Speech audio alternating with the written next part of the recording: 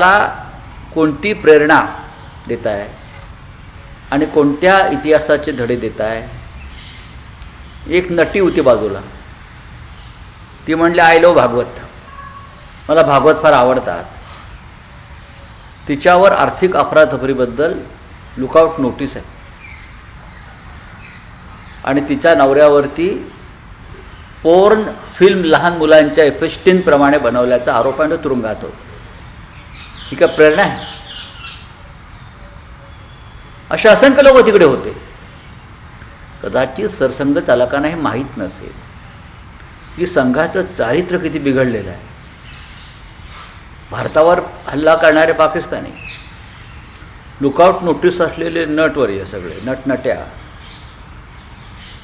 बँका बुडवणारे लोक, यांना बोलवून तुम्ही देशाला काय संदेश देताय? संघ पापावरती पांघरून घालण्याचा प्रयत्न करताय का? आम्हाला संघाविषयी आदर आहे, प्रेम आहे, पण हे चित्र पाहिल्यावरती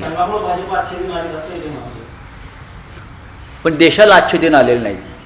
याला जबाबदार संघ आहे, याला जबाबदार संघ आहे. संघामुळे भाजपला अच्छे दिन आले, पण त्याच भाजपच्या सत्तेमुळे देशातले अच्छे दिन निघून गेले. हा देश अमेरिकेचा गुलाम झाला. याची जबाबदारी सरसंघ चालकांनी घ्यायला हवी. ज्या पद्धतीनं ट्रेड डील झालेलं आहे, सरसंघ चालक असं म्हणत होते त्यांच्या लेक्चरमध्ये, आमच्या अटी आणि करार शर्तीवरती अशा प्रकारचे करार व्हायला पाहिजे, तसे झालेले नाही आहेत. प्रेसिडेंट ट्रम्पच्या अटी शर्तीवरती आम्ही शरणागती पत्करली.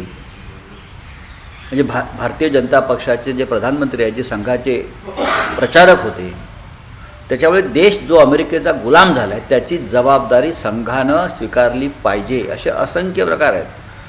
चारित्र्याच्या गोष्टी केल्या. गुणवान आणि गुणवंतामुळे देशात परिवर्तन होईल असं संघ चालक म्हटले, स्वागत आहे.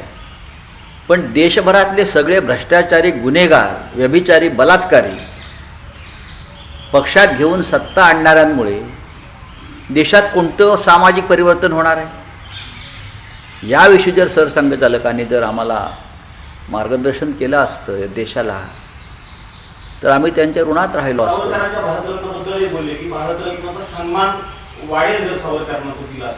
मग का देत नाहीत? त्यांचं सरकार आहे. नाही, मग संघाचे स्वयंसेवक ज्या सरकारमध्ये आहेत आणि ज्या सरकारसाठी, जे सरकार सत्तेवर आणण्यासाठी